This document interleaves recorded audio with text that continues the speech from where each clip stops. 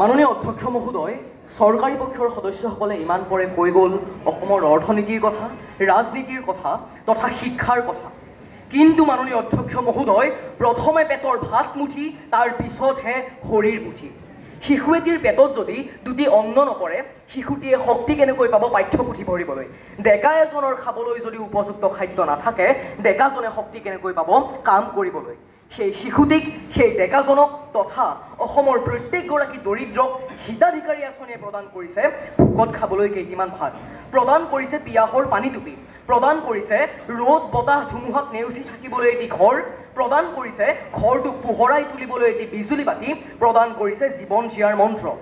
কথাষাৰ অনুধাৱন কৰিবলৈ সক্ষম হৈছোঁ বাবেই আজিৰ সদনত উত্থাপিত বিষয়টিৰ বিৰোধিতা কৰিছোঁ। মাননীয় অধ্যক্ষ মহোদয়, অতি দুখৰ বিষয় যে যিখন আঁচনিয়ে অসমৰ জনসাধাৰণৰ হিতৰ হকে কাম কৰিছে, সেইখন আঁচনিকেই চৰকাৰী পক্ষৰ সদস্যসকলে অসমৰ অৰ্থনীতিৰ বিপৰ্যস্ততাৰ কাৰণ বুলি চিনাক্ত কৰিছে। কিন্তু মাননীয় অধ্যক্ষ মহোদয়, আমি যদি মন কৰোঁ, হিতাধিকাৰী আঁচনিৰ পৰিৱৰ্তে অজস্ৰ কাৰণে বৰ্তমান সময়তো অসমৰ অৰ্থনীতি বিপৰ্যস্ত কৰি আছে। তাৰে দুটি মাত্ৰ উদাহৰণ মই দিব বিচাৰিছোঁ মাননীয় অধ্যক্ষ মহোদয়। জলবায়ু পৰিৱৰ্তনৰ সমস্যা, অত্যধিক গৰম তথা বৰষুণৰ পৰিমাণ হ্ৰাসৰ ফলত অসমৰ যি উৎপাদিত খেতি তাৰ পৰিমাণ হ্ৰাস হৈছে, আৰু এই সমস্যাটোৱেহে অনাগত কালত অদূৰ ভৱিষ্যতত অসমৰ অৰ্থনীতি বিপৰ্যস্ত কৰিব, হিতাধিকাৰী আঁচনিয়ে নহয়। মাননীয় অধ্যক্ষ মহোদয়, চৰকাৰী পক্ষৰ সদস্যসকলে কৈছে যে কৰ্মৰ জৰিয়তেহে কোনো এগৰাকী ব্যক্তি সমাজত অৰ্থনৈতিকভাৱে প্ৰতিষ্ঠিত হ'ব পাৰে। কিন্তু মাননীয় অধ্যক্ষ মহোদয়, আমি যদি মন কৰোঁ যে অসমৰ আটাইতকৈ কৰ্মশীল জনগোষ্ঠীটো হৈছে চাহ জনগোষ্ঠী। চাহ জনগোষ্ঠীয়ে জানো নিজকে অসমৰ আটাইতকৈ অৰ্থনৈতিকভাৱে সবল জনগোষ্ঠী বুলি প্ৰতিষ্ঠা কৰিব পাৰিছে? পৰা নাই। অৰ্থাৎ কৰ্মৰ সমান্তৰালভাৱে আমাক লাগিব শিক্ষা। শিক্ষাৰ জৰিয়তেহে কোনো এগৰাকী ব্যক্তি সমাজত প্ৰতিষ্ঠিত হ'ব পাৰে, সেয়া অৰ্থনৈতিকভাৱেই হওক নাইবা কোনো অন্য দিশেৰেই হওক। কিন্তু মাননীয় অধ্যক্ষ মহোদয়, বৰ্তমান পৰিলক্ষিত হৈছে যে অসমত দ্ৰুত হাৰত হ্ৰাস পাইছে চৰকাৰী মাধ্যমৰ বিদ্যালয়সমূহ।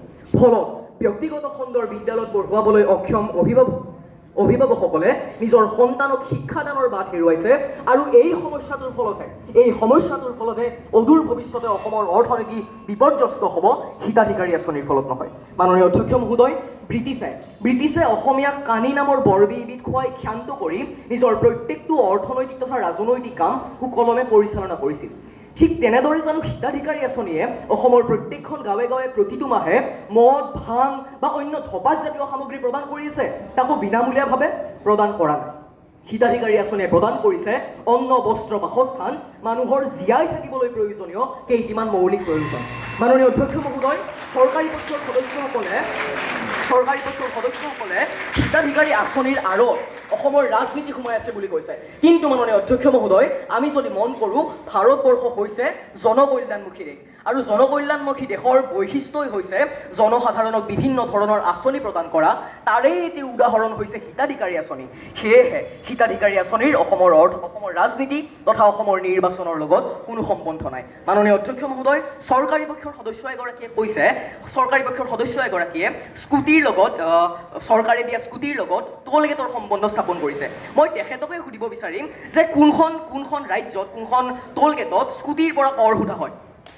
কোনখন স্কুটিৰ পৰা এতিয়ালৈকে কৰ সোধা হৈছে? মই মাননীয় অধ্যক্ষ মহোদয় চৰকাৰী পক্ষৰ সদস্যগৰাকীক সুধিব বিচাৰিম। গতিকে শেষান্তত অসম তথা ভাৰতবৰ্ষৰ প্ৰত্যেকগৰাকী দৰিদ্ৰৰ যাতে যন্ত্ৰণাৰ চিঞৰ চৰকাৰী পক্ষৰ সদস্যসকলৰ বোধগম্য হয়, তাৰ বাবে সুধাকণ্ঠৰ কলমেৰে নিগৰা কেইটিমান শব্দ মই আওৰাই দিব বিচাৰিছোঁ। শুনা বুভুক্ষু শিশুৰে আৰ্তনাদ, সেয়ে তিল তিল মৃত্যুৰ আনে সংবাদ। সেই সংবাদ শুনিও বধিৰ কিয়, তুমি নকৰিবা কিয় তোমাৰ শেষ প্ৰতিবাদ? ধন্যবাদ মাননীয় অধ্যক্ষ মহোদয়, ধন্যবাদ মহামান্য সদস্য।